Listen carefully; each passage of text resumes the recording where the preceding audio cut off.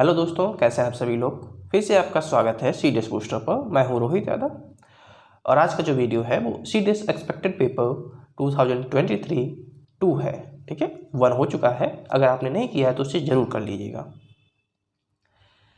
ऐसे ही सीरीज चालू रखें हम, तो इसके लिए अपना फीडबैक देते रहिएगा, क्योंकि जो आपका फीडबैक होता है वही हमारे लिए मोटिवेशन होता है। तो फीडबैक देना ना भूलें। तो चलिए शुरू करते हैं।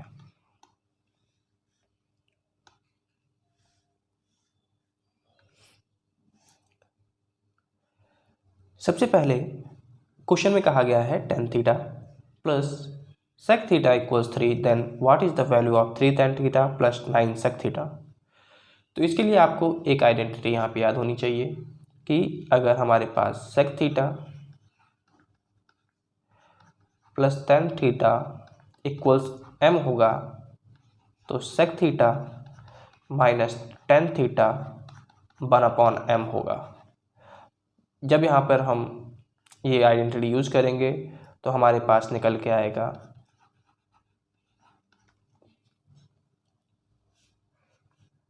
tan theta,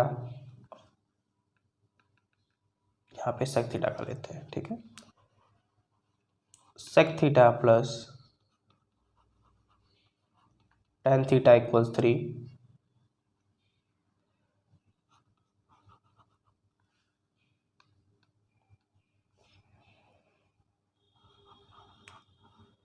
sec theta minus tan theta equals 3।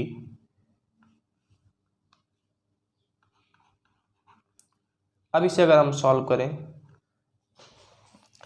तो सॉल्व करने पर जो हमारे पास sec थीटा आएगा वह आएगा 4/3,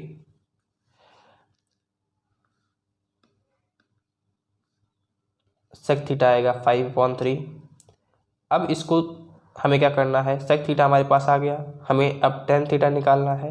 तो आपको ट्रायंगल रूल पता है, ये 5 होगा, ये 3 होगा तो ये 4 होगा। तो tan थीटा हो जाएगा हमारे पास 4/3। इसमें हम वैल्यू पुट करेंगे 3 इंटू 4/3 प्लस 9 इंटू 5/3, 3 3 जा 9, 3 3 यानी कि 5 3 जा 15 प्लस 4 19। तो 19 हमारा करेक्ट आंसर हो जाएगा।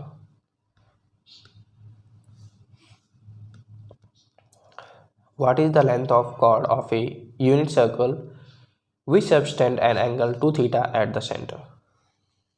ये हमारे पास एक सर्कल है, ये थीटा है, सॉरी सेंटर है, और ये उसकी 2 लाइन्स हैं, रेडियस हैं जो कि 1 और 1 सेंटीमीटर की हैं। ठीक है, 1 यूनिट की। हमें जो ये लाइन है लेंथ ऑफ कॉर्ड वो निकालनी है। हम कॉर्ड को ए बी ले लेते हैं और इसके ऊपर हम एक परपेंडिकुलर डाल देते हैं। ठीक है, सेंटर से हमने परपेंडिकुलर डाला तो जो ये 2 थीटा है ना, तो ये थीटा और थीटा में टूट जाएगा। इसको हम एम ले लेते हैं। अगर अब हम ट्रायंगल ए ओ एम में साइन थीटा लगाएं तो साइन थीटा हमारे पास हो जाएगा AM upon AO।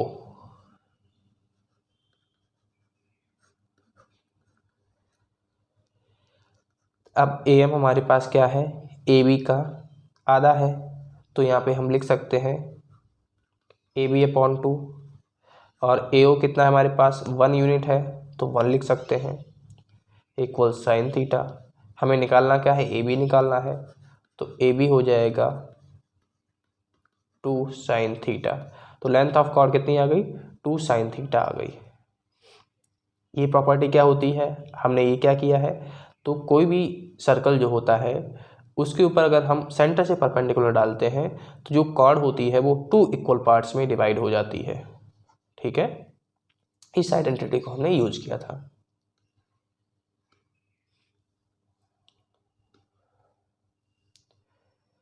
tan square theta plus 3 sec theta minus 9 equal 0 हमें दिया गया है। हमें फाइंड करना है 12 cot square theta plus 3 cosec theta. तो आपको पता है कि हम इसे वैल्यू पुटिंग से सॉल्व कर सकते हैं अगर हम वैल्यू पुटिंग इसमें रख पाएँ।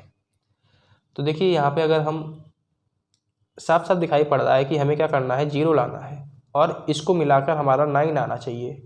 9 कब आ सकता है, तो यहाँ पर हमारे पास 3 होना चाहिए, यहाँ पे हमारे पास 2 होना चाहिए, ठीक है, क्योंकि हमारे पास 10 में अगर हम देखें तो 3 ही हमारे पास आता है, इसके अलावा 1 आता है। तो हम यहाँ पे सबसे पहले 60 रख के देखते हैं, क्योंकि अगर हम 30 रखेंगे तो ये 1/√3 हो जाएगा, तो ये 9 आना यहाँ पे मुश्किल लगेगा। तो सबसे पहले हम 60 यहाँ पे रखेंगे। ये देखते ही पता चल जाता है जब प्रैक्टिस होती है। यहाँ पे हमने 60 रखा तो ये हो जाएगा √3 का होल स्क्वायर प्लस 3 × 2 -9 = 0। ये 3, ये 6, 6 3 9 -9 = 0। यानी कि यहाँ पे हम 60 पुट कर सकते हैं। तो हम यहाँ पे 60 पुट करेंगे तो 12 × यहाँ पे 60 पुट करेंगे तो ये हो जाएगा 1/√3 का होल स्क्वायर प्लस 3 × 2/√3। ये 4 टाइम्स हो जाएगा, यानी कि 4 + 2√3। 4 + 2√3 को हम √3 + 1 का होल स्क्वायर लिख सकते हैं। अगर आप इसे ओपन करेंगे √3 + 1 का होल स्क्वायर तो 4 + 2√3 आपके पास आ जाएगा। तो हमारा ये वाला करेक्ट आंसर हो जाएगा।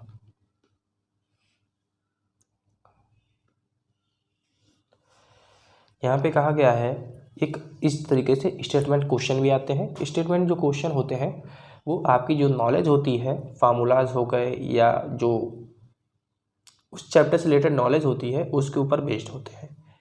इनको भी पुटिंग या दूसरे मेथड से सॉल्व किया जा सकता है, लेकिन हमेशा नहीं किया जा सकता है।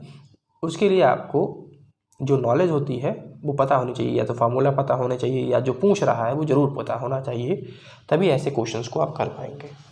तो यहाँ पे पूछा गया है कि 2 कॉर्ड हैं AB और AC और वो इक्वल है।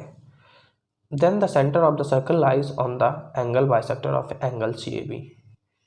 तो एंगल बाइसेक्टर CAB के एंगल बाइसेक्टर पर लाई करेगा। देखिए हमें नहीं पता हम कैसे इसे सॉल्व करें, लेकिन हमें एक प्रॉपर्टी पता है कि अगर हमारे पास सर्कल के अंदर राइट एंगल ट्रायंगल होता है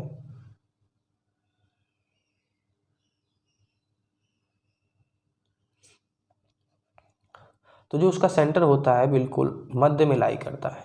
जो हाइपोटेन्यूज होती है उसके बिल्कुल सेंटर में लाई करेगा, ठीक है। ये B ले लेते हैं, ये A ले लेते हैं और ये C, ठीक है।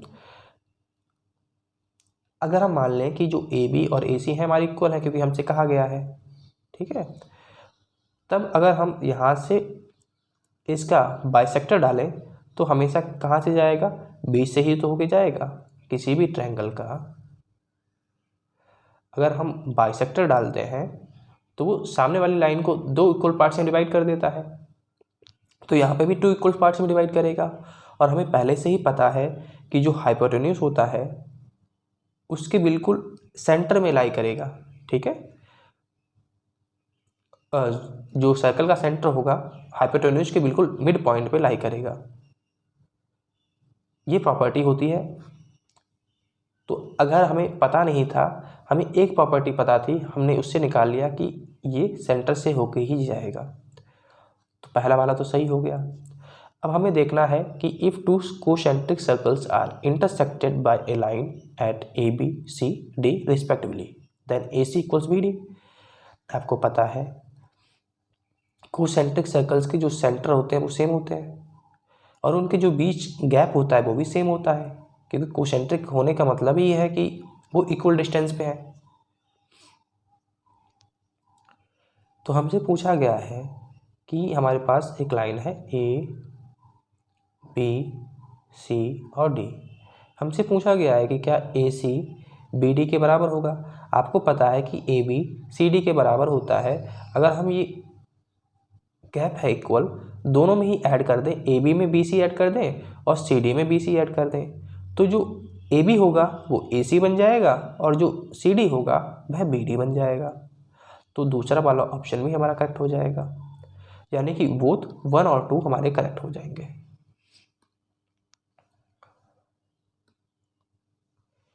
A circle of radius 25 cm has a chord of length 48 cm. What is the length of the perpendicular drawn from the center of the circle to the chord? एक सर्कल है, ये सेंटर है, एक chord है जिसकी length है 48 और ये है 25। हमसे पूछा गया अगर हम परपेंडिकुलर डालें तो जो परपेंडिकुलर लेंथ होगी वो कितनी होगी।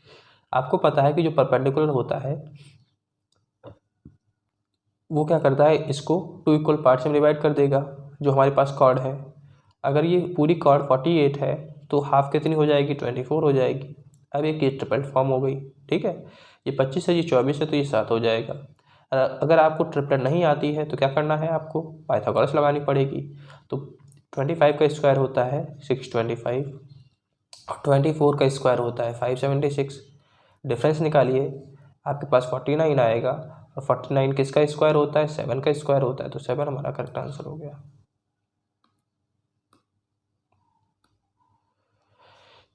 A spherical wall of 6 cm in diameter is melted and recast into 3 spherical walls. The diameter of walls are 2 cm, 4 cm and x cm. Which one of the following is correct? अब इसमें से हमें बताना है कौन सा सही होगा। तो आपको पता है कि अगर ऐसे क्वेश्चंस होते हैं ना जो जहाँ पे मेल्टिंग होती है तो उसमें हम वॉल्यूम को लेके चलते हैं। तो सबसे पहले बड़ी वॉल का अगर हम वॉल्यूम देखें तो बड़ी वॉल का जो वॉल्यूम हो जाएगा वह हो जाएगा 4/3 पाई इंटू 3 क्योंकि जो स्फेरिकल वॉल का जो वॉल्यूम होता है वह होता है 4/3 पाई r³। डायमीटर 6 है तो r कितना हो जाएगा, 3 हो जाएगा। अब हमें 3 वॉल्स दी गई हैं, ठीक है, तो उनका हम 4/3 पाई बाहर ले लेते हैं। तो अंदर ये भी सभी डायमीटर हैं तो 2 का हाफ करेंगे तो 1, तो 1³ 1, 4 का हाफ करेंगे 2 और 2³ कितना हो जाएगा हमारे पास, 8 हो जाएगा। इसका हाफ करेंगे तो x/2, तो इसका क्यूब करेंगे तो x/2 का होल क्यूब हो जाएगा। ये कैंसिल आउट हो गया। 3 3 जा 9 3 जा 27, 27 ये रहा, 8 + 1 9 ये रहा, यानी कि माइनस कर देंगे तो x³ अपॉन हमारे पास 8 हो जाएगा। अब इसे सॉल्व करेंगे तो x³ इक्वल्स हमारे पास 144 आएगा। अब हमें नहीं पता कि 144 कहाँ पे लाई करेगा, क्योंकि यहाँ पे इन्होंने बहुत ही पास पास हमें दे रखे हैं। अगर दूर दूर होते तो हम केवल इसी से काम चला लेते, लेकिन आपको पता होना चाहिए कि जो हमारा 5³ होता है वह 125 होता है, ठीक है, और 6³ होता है वह 216 होता है। और यानी कि जो 144 है वो 5 और 6 के बीच लाई करेगा। इतना तो हमने ज्ञात कर लिया, लेकिन यहाँ पर जितने भी नंबर हमें दिए गए हैं 5 और 6 के बीच में ही दिए गए हैं। तो ये तो हमारे पास काम नहीं हो पाएगा, तो हमें सबसे पहले देखना पड़ेगा। तो हम सबसे पहले 5.2 का क्यूब करेंगे, ठीक है, 5.2 का क्यूब करेंगे। ये थोड़ा सा कैलकुलेटिव यहाँ पे हो जाएगा। जैसे ही हमने 5.2 का किया क्यूब तो ये हमें 140.608 आंसर देगा। अब 140.608 ये लगभग हमारे पास 144 के पास में ही है। अगर करना चाहें तो आप 5.4 का भी कर सकते हैं, लेकिन हमारे पास 140.608 इसी के लगभग पास में है तो इसी के बीच में लाई करेगा। यह 5.6 यानी कि 5.4 से ऊपर नहीं जाएगा, लेकिन आप तसल्ली के लिए कर सकते हैं, लेकिन इसमें थोड़ा सा टाइम ज़रूर लगेगा। अब इस पर डिपेंड करेगा कि आपकी कैलकुलेशन कितनी बढ़िया है।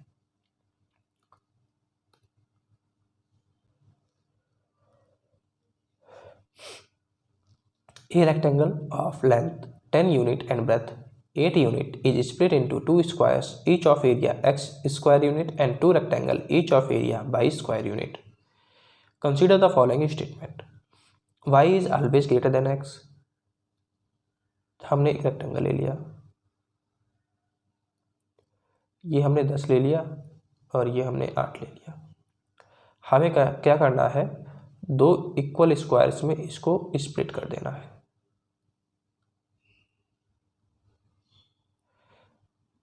ये हमारे पास रेक्टेंगल हो गया और ये हमारे पास स्क्वायर हो गया। स्क्वायर के लिए हमें क्या करना पड़ेगा, हम इसको अगर हम 5 ले लें तो यहाँ पे भी हमें 5 लेना पड़ेगा, और इसको अगर हम 5 ले लें तो यहाँ पे भी 5 लेना पड़ेगा, क्योंकि हमें ये दोनों बराबर रखने हैं। अगर यहाँ पे हमने 5 ले लिया तो यहाँ पे कितना बचेगा हमारे पास 3। अगर हमने यहाँ पे 5 ले लिया तो यहाँ पे कितना बचेगा 5। अगर 5 इधर ले लिया तो 3 ये और 5 ये, ठीक है। तो जो हमारे पास y हो जाएगा वह 15 हो जाएगा और x हो जाएगा वह 25 हो जाएगा। ये हमने पहली बार में ही पता कर लिया, लेकिन ऐसे कभी कभी क्या हो सकता है, आपको ट्रायल करने पड़ सकते हैं, ठीक है। आपने कोई वैल्यू ली फिर नहीं हुआ, जैसे हमने यहाँ पे 2 लेते, यहाँ पे 7 लेते, 6 लेते, 6 यहाँ पे लेते तो यहाँ पे नहीं बन पाता, क्योंकि स्क्वायर जो रेक्टेंगल थे हमारे अलग अलग हो जाते हैं। लेकिन हमें क्या रखने हैं, रेक्टेंगल दोनों सेम रखने हैं, और जो हमारे पास स्क्वायर है उनको भी सेम रखना है। तो थोड़ा सा हमें जो हमारी डिजिट्स हैं उनको ऊपर नीचे करना पड़ेगा।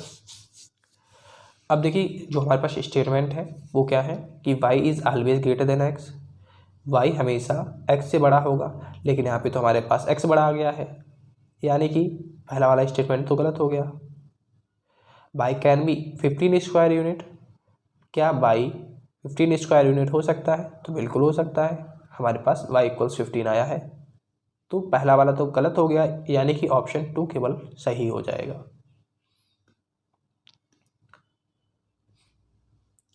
A rectangular sheet of length x and breadth y, if P is the volume of the cylinder formed by rolling the sheet along its breadth and Q is the volume of the cylinder formed by rolling the sheet along its length, then and Q = P, then which one of the following is correct? इस बात में थोड़ा सा बस इतना ध्यान देना है आपको कि rolling the sheet along its breath, इसका मतलब क्या है। अगर आप ये समझ गए तो समझ लीजिए क्वेश्चन आपका सॉल्व हो गया। बस यहीं पे इतनी जो लैंग्वेज है ना, इसी में आप फंसेंगे कि ये rolling the sheet along its breath का मतलब क्या हुआ, और rolling the sheet along its length का मतलब क्या हुआ। तो इसका जो मतलब होता है वह होता है कि अगर हम शीट को ब्रेथ के अलॉन्ग रोल कर रहे हैं ना, तो जो ब्रेथ होगी वो जो हमारे पास सिलेंडर बनेगा उसकी सरकमफ्रेंस के बराबर हो जाएगी, ठीक है। जो बेस का सरकमफ्रेंस होगा ना उसके बराबर हो जाएगी, बस इतना इसका मतलब होता है। जिसके अलॉन्ग रोल हो रहा होगा वही क्या हो जाएगी, जो बेस होगा उसका सरकमफ्रेंस हो जाएगा। यानी कि अगर हमारे पास ये ब्रेथ के अलॉन्ग हो रहा है ना, तो ब्रेथ हमारे पास क्या है, y है, तो जो हमारे पास 2πr हो जाएगा वह y हो जाएगा। दूसरे केस में हमसे कहा गया है कि सिलेंडर को हम लेंथ के अलॉन्ग, जैसे ये हमारे पास क्या है, एक रेक्टेंगुलर शीट हम मान लेते हैं हमारे पास है, ये हमारे पास x है और ये y है। पहले वाले में क्या था कि हमने इसको इधर से मोड़ा था, जब इधर से हमने मोड़ा तो यही तो सरकमफ्रेंस बनेगा ना, तो हमने y के बराबर रखा। जब हम x के अलॉन्ग रोल कर रहे हैं तो ये सरकमफ्रेंस बनेगा, ठीक है। तो अब हम रखेंगे 2πr = x, यहाँ से हमारे पास r निकलेगा y/2π, और यहाँ से हमारे पास r निकलेगा x/2π। और हमारे पास जो q है, q = p है। q की वैल्यू हो जाएगी, q क्या है हमारे पास, q volume of cylinder formed by rolling the sheet along length x, यानी कि इस वाले सिलेंडर का वॉल्यूम है। तो वॉल्यूम तो आपको पता है कि सिलेंडर का वॉल्यूम होता है πr²x, तो पाई r हमारे पास x/2π है, x/2π into x/2π equals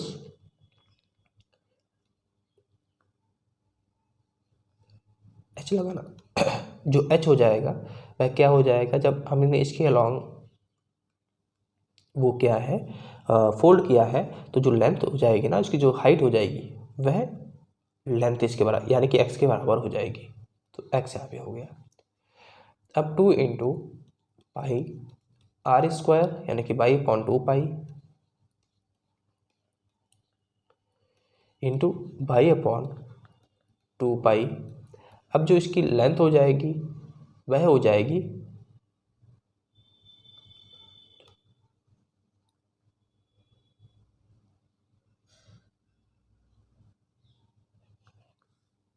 x के बराबर, ठीक है। तो यहाँ पे हमारे पास 2 पाई से 2 पाई कैंसिल आउट हो गया, पाई से पाई कैंसिल आउट हो गया, और बाई से एक बाई चला गया, और एक्स से एक्स चला गया। तो हमारे पास जो बचा वह एक्स इक्वल्स 2 बाई बचा, ये बाई बचा, ये 2 बचा और ये एक्स बचा। तो एक्स इक्वल्स 2 बाई हमारे पास करेक्ट आंसर आ जाएगा।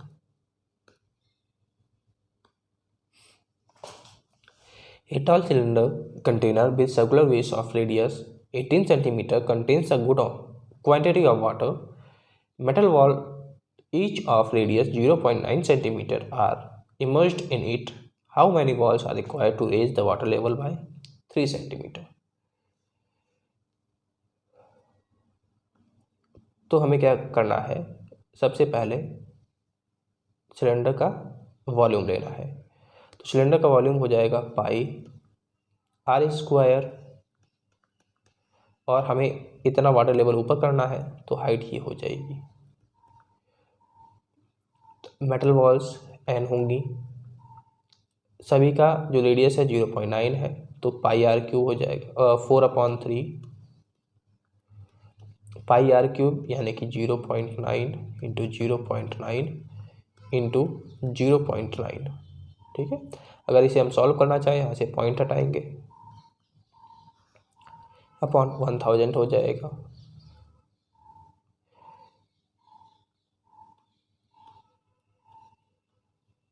2 2 जा 4, 3 जा 9 और 3 से ये 3 कैंसिल, तो n इक्वल्स हमारे पास कितना आ जाएगा, 1000 आ जाएगा।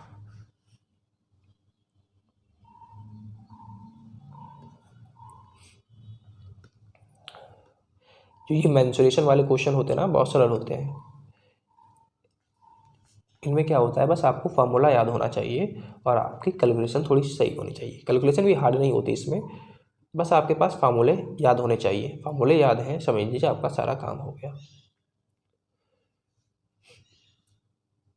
ए B C D G trapezium, हमारे पास ए बी सी डी क्या है, एक ट्रेपेजियम है, ठीक है।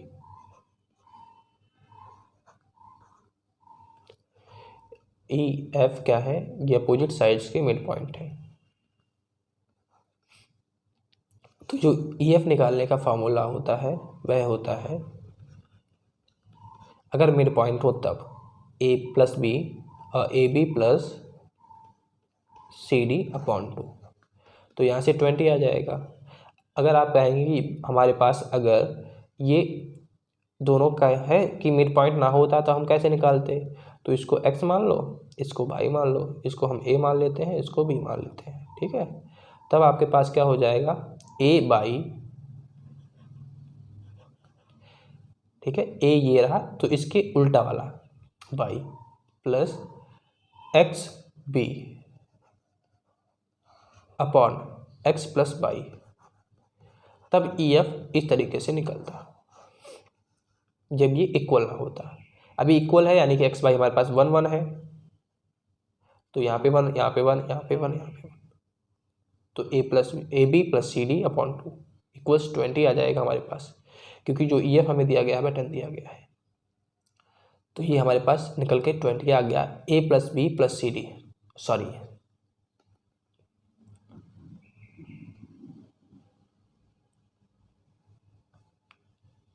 ये 10 दिया गया है, तो जो A B plus C D हो जाएगा वह हमारे पास 20 हो जाएगा, और A B minus C D हमें 4 दिया गया है, अगर हम इसे सॉल्व करें तो ए बी हमारे पास कितना आ जाएगा, 12 आ जाएगा। अगर ए बी 12 आ जाएगा तो सी डी कितना आ जाएगा, 8 आ जाएगा। और हमें निकालना क्या है, A B into C D निकालना है। तो 12 8 जा कितना होता है, 96 होता है। तो 96 हमारा करेक्ट आंसर हो जाएगा।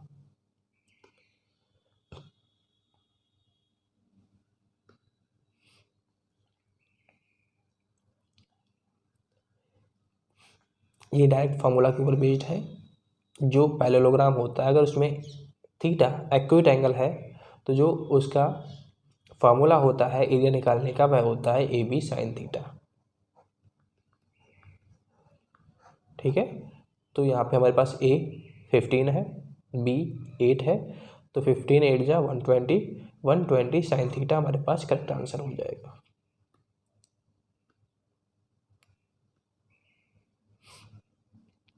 The sum of any two sides of a triangle is less than twice the median drawn to the third side। तो ये गलत होता है। जो टू साइड्स होंगी उसका जो लेंथ होगी ना, यानी कि सम होगा, वो हमेशा थर्ड साइड की जो मीडियन होगी उससे बड़ा होगा। The perimeter of a triangle is greater than the sum of 3 median. तो ये ऑप्शन जो है बिल्कुल सही है। जो पेरीमीटर ऑफ ट्रायंगल होता है वो बड़ा होता है जो 3 मीडियंस होती हैं उनके सम से। तो ये वाला स्टेटमेंट गलत है, ये वाला स्टेटमेंट ये स्टेटमेंट सही है, ये स्टेटमेंट गलत है। तो ऑप्शन बी हमारा सही हो जाएगा।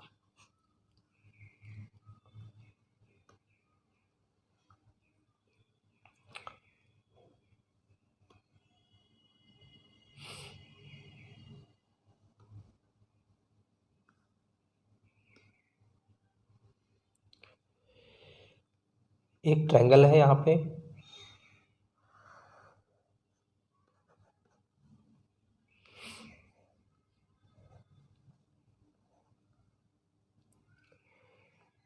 इसको एक्सटेंड किया गया है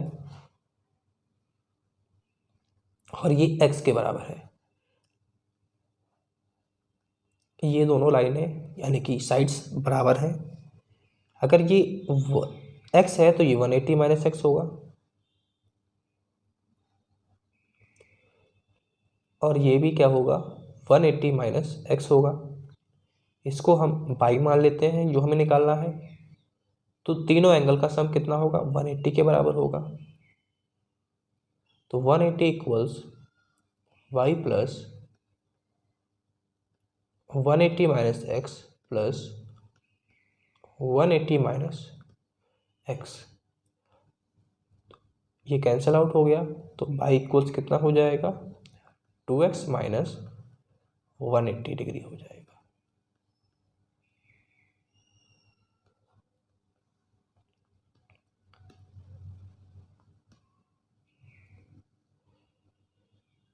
ये भी एक प्रॉपर्टी है कि एक राइट एंगल ट्रायंगल है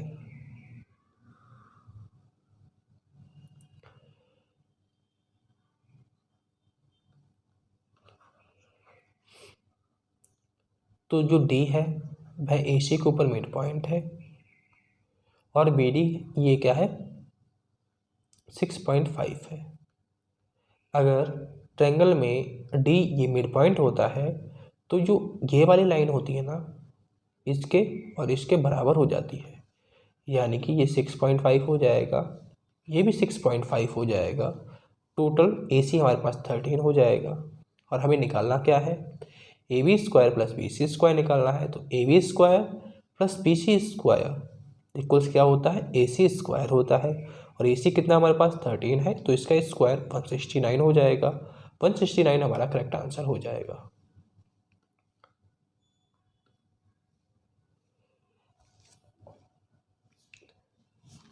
Water is trickling out of a completely filled cylinder tank of height 1 meter and diameter 2 meter. Every second, a spherical droplet of 1 centimeter radius trickled down from the bottom of the tank. The tank will be emptied in approximately। देखो जो water है वो trickle कर रहा है, यानी कि धीरे धीरे गिर रहा है। जो सिलेंडर है उसकी हाइट 1 मीटर है, डायमीटर 2 मीटर है, यानी कि उसका जो वॉल्यूम हो जाएगा सिलेंडर का वह हो जाएगा पाई इंटू, अगर हम इसको मीटर में चेंज सेंटीमीटर में चेंज कर लें तो आसानी रहेगी, तो ये हो जाएगा 1 का हो जाएगा हमारे पास। चलिए पहले रेडियस देखें, ठीक है। यहाँ पे रेडियस 1 हो जाएगी और हमारे पास हाइट भी 1, तो 100 इंटू 100 इंटू 100, 100 100 100 क्यों आ गया? क्योंकि हमने मीटर को सेंटीमीटर में चेंज कर लिया है। तो ये हमारे पास रेडियस होगी, ये हाइट हो गई। अब क्योंकि गिर रहा है तो वो बाहर हो रहा है, तो इसे हम डिवाइड करना पड़ेगा, तभी हमें टाइम निकल पाएंगे, ठीक है। तो प्रत्येक सेकंड एक ड्रॉपलेट गिर रही है बाहर 1 सेंटीमीटर रेडियस की, ठीक है। तो 1 सेंटीमीटर रेडियस की गिर रही है, तो इसका जो वॉल्यूम हो जाएगा वह 4/3 पाई, क्योंकि वह स्फेरिकल ड्रॉपलेट है, तो 4/3 पाई r³, तो 1 इंटू 1 इंटू 1। क्योंकि ये सेंटीमीटर में है, इसको हमें चेंज करने की कोई ज़रूरत नहीं है, तो पाई से पाई कैंसिल हो गया, ये 25 हो गया। अब ये ऊपर जाएगा तो ये 75 इंटू 10⁴ हो जाएगा। अब हमें क्या करना है, ये तो हमारे पास निकल के आ गया कि इतने सा मतलब कि वो यूनिट गिरा रहा है प्रति सेकंड, लेकिन हमें टाइम बताना है, तो टाइम के लिए हमें क्या करना होगा,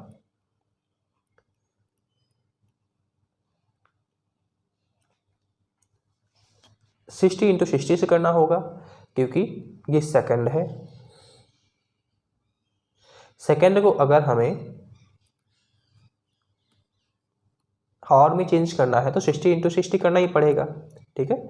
एक बार 60 करेंगे तो ये मिनट में चेंज हो जाएगा, एक बार और 60 करेंगे तो ये और में चेंज हो जाएगा, तो ये हो जाएगा 75102030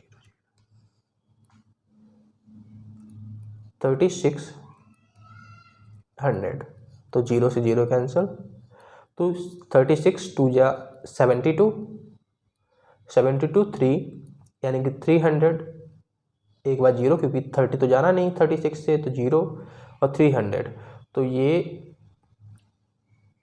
8 टाइम्स लगभग चला जाएगा, ठीक है। फिर पॉइंट हमारे पास कुछ आएगा और ये लगभग हमारे पास 210 के बराबर पहुंच रहा है, तो 210 और हमारा अप्रॉक्स आंसर सही हो जाएगा, क्योंकि हमसे अप्रॉक्स ही पूछा गया था, तो अप्रॉक्स में 210 हो जाएगा।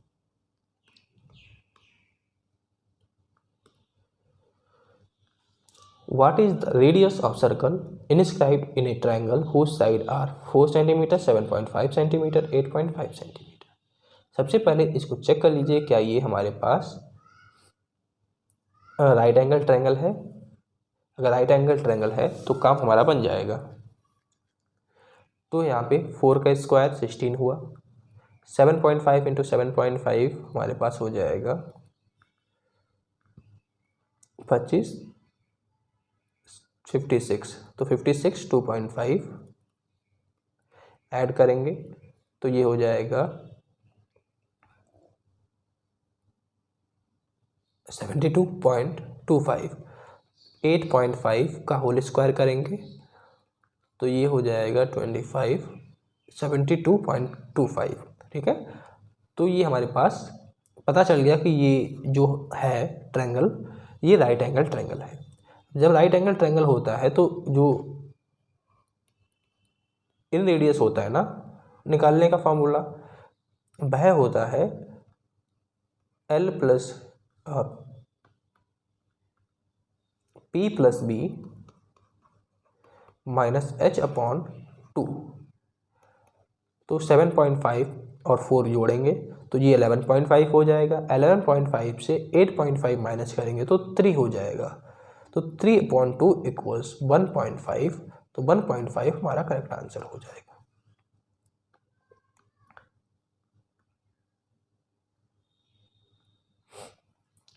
In a shower, 5 cm of rainfall, what is the volume of water that falls on 2 hectare area of land? ठीक है, तो जो 1 हेक्टेयर होता है, 1 हेक्टेयर में 10,000 क्यूबिक मीटर होता है।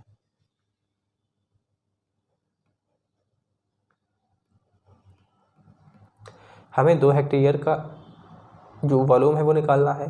जो वॉल्यूम बनेगा ना, वह बनेगा आपका एक क्यूबाइड की फॉर्मेशन में, क्योंकि ये तो उसका एरिया है। अब इसमें 5 सेंटीमीटर ऊपर तक क्या हो जाएगा, पानी भर जाएगा, तो ये एक क्यूबाइड की फॉर्मेशन हो जाएगी।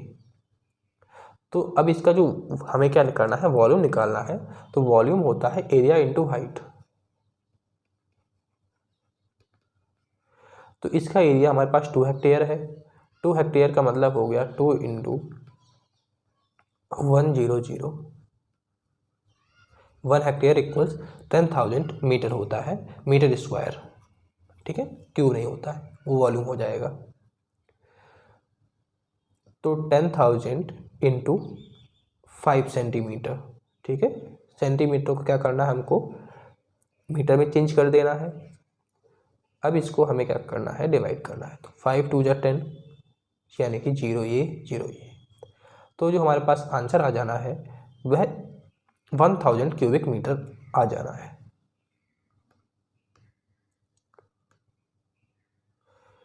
What is the number of divisors of 1000 excluding 1 and 1000?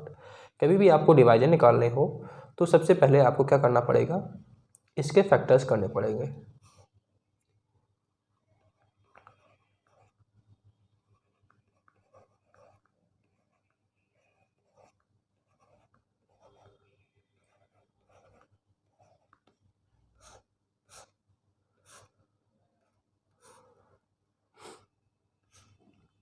ठीक है, तो ये हो जाएगा 2 का क्यूब इंटू 5 का क्यूब। ठीक है, हमेशा प्राइम फैक्टर्स में आपको तोड़ देना है। अब जो हमारे पास पावर आएंगे ना, उसमें 1 ऐड करके मल्टीप्लाई कर देना है। 3 + 1 इंटू 3 + 1, तो ये टोटल हमारे पास कितने हो जाएंगे, फैक्टर्स 16 हो जाएंगे। लेकिन हमें क्या करना है, डिवाइजर्स में से 1 और 1000 को निकाल देना है। अगर इसमें से हम 2 माइनस कर देंगे तो हमारे पास कितने बचेंगे, 14 बचेंगे। तो 14 हमारा करेक्ट आंसर हो जाएगा। ये क्वेश्चन एक बार हम और बता चुके हैं, लेकिन वो थोड़ा सा लॉन्ग मेथड हो गया था। तो आपको अब हम थोड़ा सा शॉर्ट मेथड बताएंगे। इसे करना तो ट्रेडिशनल मेथड से ही पड़ेगा, लेकिन जो कैलकुलेशन उसमें हमने हार्ड बता दी थी उसको हम यहाँ पर शॉर्ट कर देंगे। ठीक है, तो इसको कैसे करना है,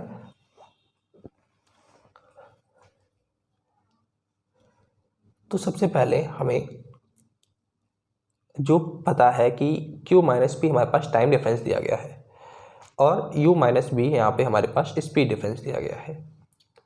तो सबसे पहले हमें क्या करना है कि Q हमारे पास यानी कि 350 अपॉन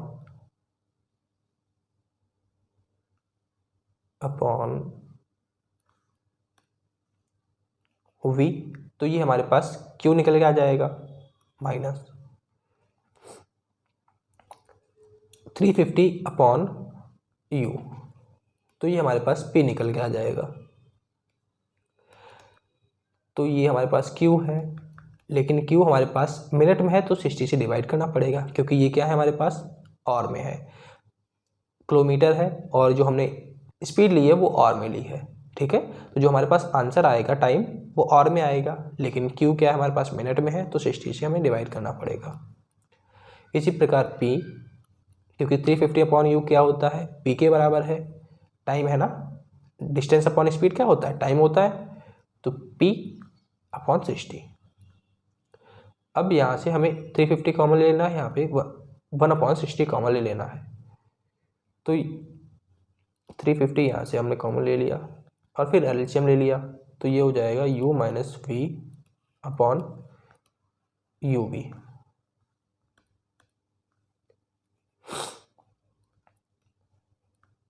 इक्वल्स, यहाँ से 160 हमने कॉमन ले लिया, तो अंदर हमारे पास Q - P बचेगा। अब वैल्यू पुट कर दीजिए, तो 350 इंटू 5, U - V क्या है हमारे पास 5 है, equals 1/60 into Q minus P हमारे पास 140 है, 0 से 0 कैंसिल, ये हमारे पास 70 हो जाए 50 हो जाएगा और ये 2 टाइम्स हो जाएगा, 2 3 जा, अगर हम इसे इधर मल्टीप्लाई कर दें तो यू भी हमारे पास 750 हो जाएगा और हमारे पास u माइनस वी 5 है। अब आपको क्या करना है, यहाँ से अगर आप फैक्टराइज करके सॉल्व कर सकते हैं तो कर लीजिए, नहीं तो फिर आपको यहाँ से थोड़ा सा लंबा प्रोसेस हो जाएगा। तो 750 के ऐसे फैक्टर करने हैं कि उसका जो माइनस करने पर हमें 5 मिल जाए। तो 750 को हम लिख सकते हैं 3 इंटू 5 इंटू 5 इंटू 2 इंटू 5। अगर इसके हम फैक्टर करना चाहें तो कर सकते हैं, 5 3 जा 15, 2 जा 30 और 5 5 जा 25। 30 माइनस 25 कितना होता है, 5 होता है, तो हमारा काम बन गया। तो u की वैल्यू हमारे पास क्या आ गई, 30 आ गई। तो 30 हमारा करेक्ट आंसर है। तो पहले हमने बताया था वो हमने थोड़ी सी हार्ड कैलकुलेशन बता दी थी, तो वो थोड़ा सा हमारा टाइम ले रहा था। ये हमारे लगभग 2 मिनट में काम हो जाएगा, ठीक है, 1 या 1.5 मिनट में ही हो जाएगा अगर कैलकुलेशन बढ़िया है, नहीं तो 2 मिनट में काम हो जाएगा। जो पहले कैलकुलेशन थी वो 3-4 मिनट तक जा रही थी।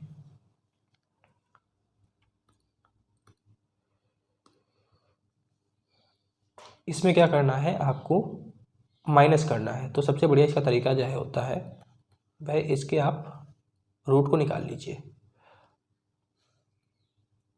पेयरिंग हमेशा पीछे से बनती है, तो पीछे से पेयरिंग बनाएंगे, और जो पॉइंट होता है पॉइंट के आगे से बनती है। तो यहाँ पे पॉइंट है नहीं तो हमें इसकी ज़रूरत नहीं, हमने यहाँ से पेयरिंग की। 9 9 जा, हमेशा ध्यान रखिएगा स्क्वायर में ही पढ़ते हैं। 4 माइनस 1 3 1, यहाँ पे 10 नोट करेंगे, हमेशा पेयर ही नोट किया जाता है। जो यहाँ पे आता है वही यहाँ पे हम क्या करते हैं, ऐड कर देते हैं। तो ये 18 हो गया। यहाँ पे हमें क्या लेके आना, ये जानने के लिए हम यहाँ पर एक डिजिट छोड़ देंगे और 18 की टेबल इसमें 131 में पढ़ेंगे। तो ये लगभग हमारे पास 7 टाइम तक चला जाएगा, ठीक है। तो हम करके देख लेते हैं। यहाँ पे हमें करके देखना होता है क्योंकि कभी कभी कम भी हो सकता है, कभी कभी ज़्यादा भी हो सकता है। तो हमने 7 से करके देखा, तो ये हमारे पास 1309 आ गया, यानी कि 13 10 से कम है, तो यहाँ पे 7 हो गया और माइनस किया 1, यानी कि हमें अगर -1 कर दें तो हमारा ये परफेक्ट स्क्वायर बन जाएगा। तो ये हमारा करेक्ट आंसर हो गया। तो मुझे आशा है कि आपको ये वीडियो पसंद आई होगी। ऐसे ही वीडियो पाने के लिए आप हमें अप्रिशिएट करते रहें, और अगर आपने अभी तक चैनल को सब्सक्राइब नहीं किया तो सब्सक्राइब कर लीजिएगा, लाइक नहीं किया है तो वीडियो को लाइक कर दीजिएगा। जय हिंद, जय भारत।